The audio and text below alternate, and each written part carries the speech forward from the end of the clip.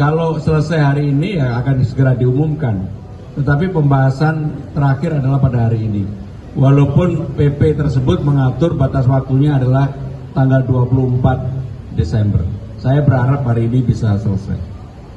Rekan-rekan sekalian, sesuai dengan PP nomor 49 tahun 2025 sebagai acuan pedoman di dalam pembahasan untuk penentuan UMP.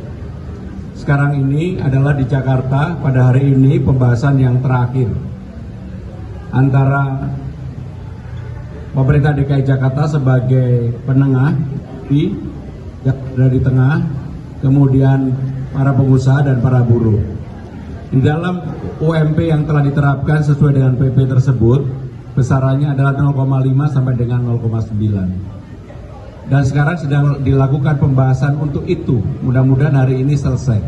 Karena saya juga memberikan batasan bahwa kalau bisa selesai pada hari ini.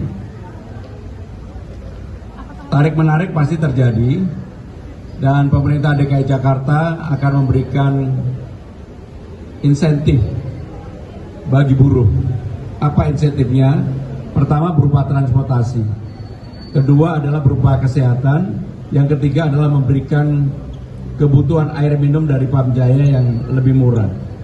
Kenapa itu kami lakukan? Memang kami tahu bahwa kehidupan para buruh sekarang ini juga masih perlu mendapatkan atensi atau perhatian dari pemerintah Jakarta. Itu yang kami lakukan. Kalau selesai hari ini ya akan segera diumumkan. Tetapi pembahasan terakhir adalah pada hari ini. Walaupun PP tersebut mengatur batas waktunya adalah tanggal 24 Desember. Saya berharap hari ini bisa selesai. Dan saya sudah meminta untuk segera diadakan rapat. Kita tidak boleh terlambat, kita akan mendahului untuk penetapan UMP-nya. Karena memang angkanya kan sudah ada range-nya, sehingga dengan demikian tinggal di range itulah dicari jalan keluar antara pengusaha dengan buruh.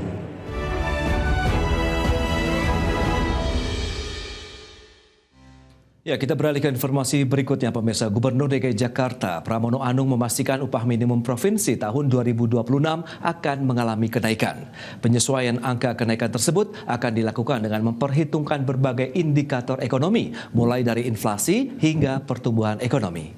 Ya, Pramono mengakui telah mendapatkan laporan terkait dengan keputusan Presiden mengenai penetapan UMP. Oleh karena itu, Pemprov DKI Jakarta akan bersikap adil dalam menentukan besaran upah bagi buruh maupun pengusaha. Pramono telah meminta jajarannya untuk segera membahas UMP 2026 agar Jakarta tidak terlambat dalam menetapkan kebijakan tersebut. Saya sudah mendapatkan laporan mengenai keputusan Presiden tentang hal itu.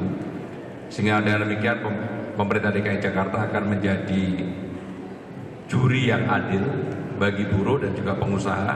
Dan saya sudah meminta untuk segera diadakan rapat.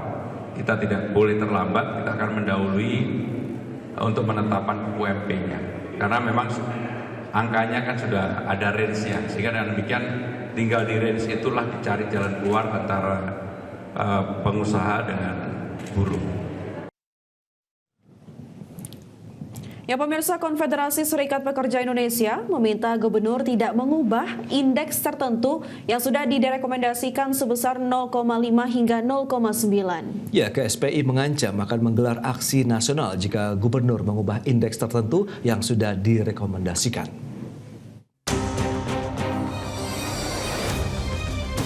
Konfederasi Serikat Pekerja Indonesia atau KSPI mengancam akan menggelar aksi nasional dan demonstrasi besar-besaran secara bergelombang jika gubernur mengubah atau menghapus angka rekomendasi Dewan Pengupahan. Aksi masif ini bakal dilakukan setelah tanggal 24 Desember atau menunggu pengumuman resmi keputusan para gubernur. Menurut Presiden KSPI Said Iqbal, ancaman aksi tersebut didasari kekhawatiran buruh jika angka indeks tertentu yang sudah direkomendasikan di tingkat kabupaten kota akan dicoret atau diubah oleh gubernur. Said Iqbal menegaskan tuntutan buruh untuk UMP 2026 tetap berada di angka kenaikan 6% hingga 7%, setara dengan indeks alfa di angka 0,9, seperti yang telah ditetapkan Presiden Prabowo Subianto. 0,9 usulan Serikat Buruh. 0,5 jalan tengah yang diambil oleh Presiden. Usulan menterinya itu ditolak semua. Nah, dengan demikian, kami minta catatan yang keempat ini gubernur jangan merubah angka yang sudah disepakati Dewan Pengupahan di tingkat kabupaten dan kota. Sebelumnya, Menteri Ketenagakerjaan Yasirli memastikan Presiden Prabowo Subianto telah menandatangani peraturan pemerintah tentang upah minimum provinsi 2026. Dalam PP tersebut, pemerintah menetapkan formulasi kenaikan upah yakni inflasi ditambah pertumbuhan ekonomi dikali alfa. Adapun rentang alfa atau indeks tertentu ditetapkan sebesar 0,5 hingga 0,9. Jakarta, Tim Liputan IDX Channel. Ya pemirsa, Menteri Perdagangan Budi Santoso secara simbolis melepas ekspor produk dalam negeri secara serentak di 8 titik dengan nilai total mencapai 978 miliar rupiah. Ya, tujuan ekspor terbesar di berbagai kawasan mulai dari ASEAN, Amerika Serikat, Eropa hingga Jepang, China dan India. Menteri Perdagangan Budi Santoso secara simbolis melepas secara serentak ekspor berbagai produk dalam negeri dengan nilai total mencapai 58,77 juta dolar Amerika atau setara 978 miliar rupiah. Ekspor ini dilakukan oleh 31 perusahaan yang dilakukan secara serentak di 8 titik di 8 provinsi di Indonesia. Perusahaan-perusahaan tersebut terdiri dari berbagai skala usaha, mulai dari industri besar hingga UMKM. Komoditas yang diekspor mencakup produk manufaktur, produk kreatif, komponen elektrik, panel surya, hingga produk hasil perkebunan dan hasil laut.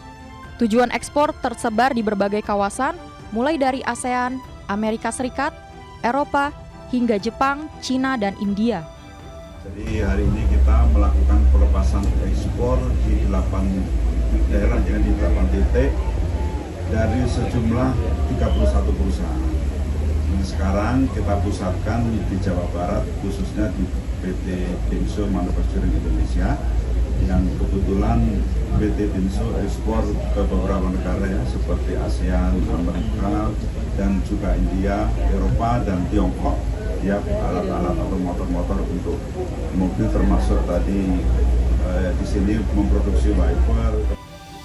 Untuk mendorong kinerja ekspor dan mempromosikan produk-produk Indonesia, Kementerian Perdagangan juga telah menyiapkan penguatan promosi melalui perwakilan perdagangan di luar negeri, termasuk Atas Perdagangan dan Indonesian Trade Promotion Center atau ITPC. Dari Kabupaten Bekasi, Jawa Barat, Didit Junaidi, IDX Channel.